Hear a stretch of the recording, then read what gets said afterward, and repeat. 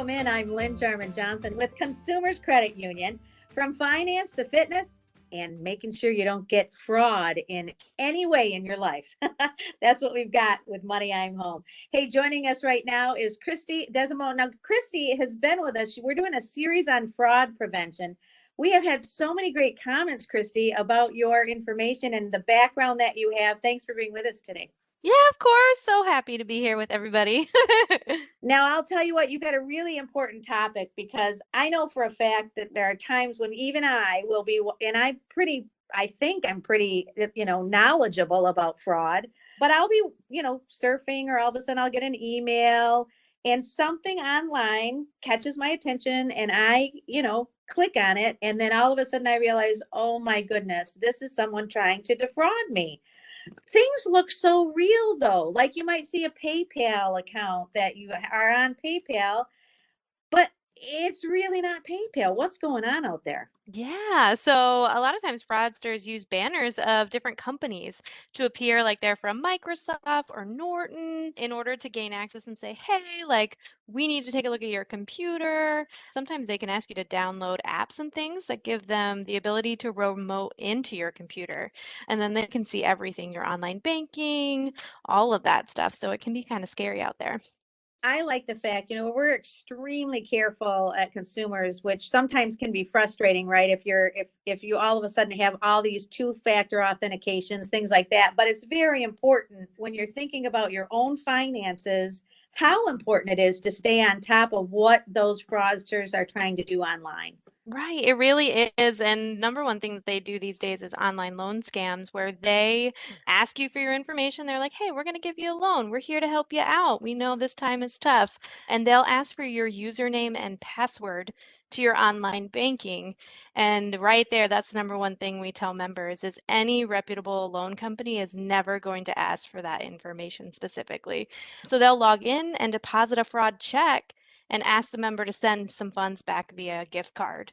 It's heartbreaking because people are like, I just need to make ends meet. I just need to get from point A to point B. And we have to be that one to say, hey, like these people are not actually who they say they are. It's interesting too, because if someone's feeling that way, that they're so pressured that they think that there's going to be this easy fix, that's really when it's important to come in and talk to someone at consumers. We can help out during those times when you're feeling pressure, and we don't want you to get involved in these scams.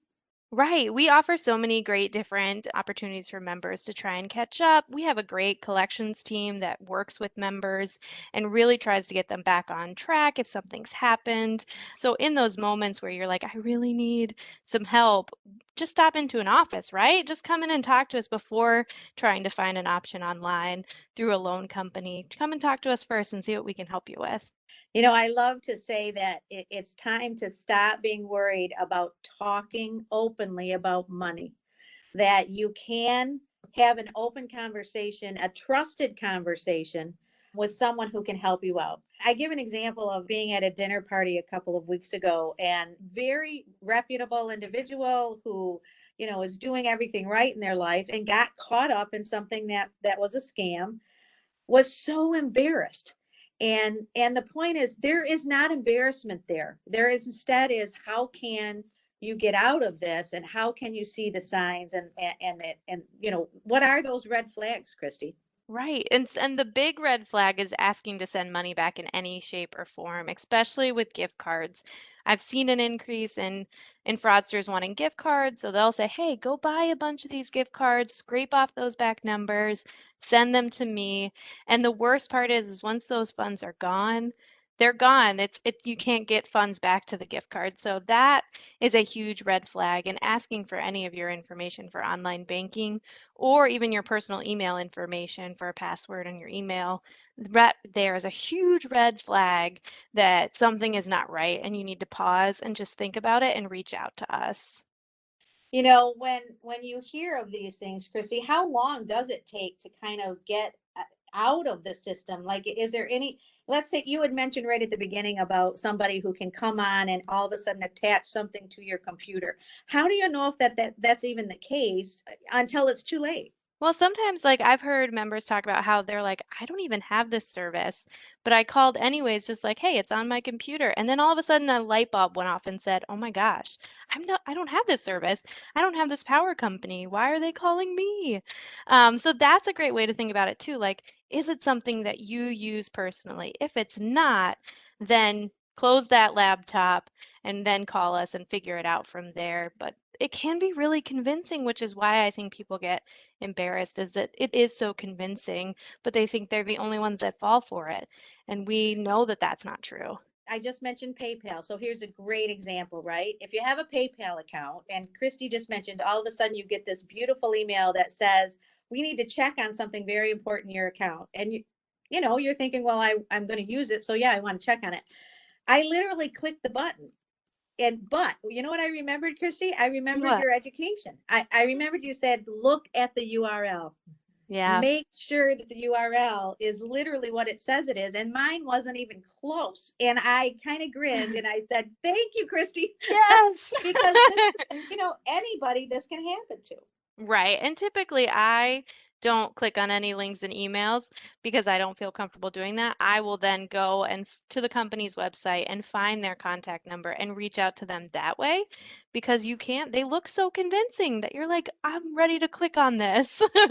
Well, and the funny thing is you're trusting, right? You want to Yeah. be trusting with the company that you think it is and be helpful. And yet all you're doing is falling into this trap of people who that's what they expect. They expect you to be trusting. Right, exactly. So give us a couple of our ideas of making sure, like if we're looking at something online and an online loan, you're saying the big thing right now is not credit cards, but gift cards that people are asking for. Yes. That's just seems, it seems like a lot of work too, by the way. Right. I know we see people travel to multiple stores because you have limits on how much you can buy at a single store.